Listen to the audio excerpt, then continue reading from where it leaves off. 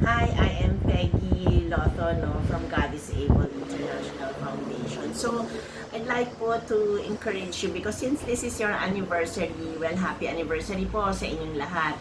I'd like to encourage you with this simple message lang po. Remember po na we are all in that the power of God po is clearly manifested and reflected on our weaknesses. And that includes po disability.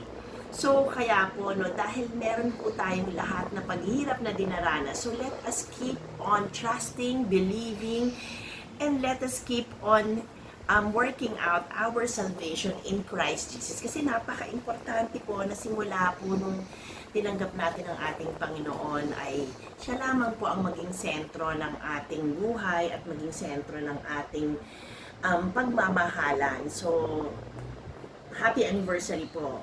Sana po ay God willing na ang lahat ng bagay po ay makita natin kasama ang ating banal na spirito sa ating buhay na tinatahak.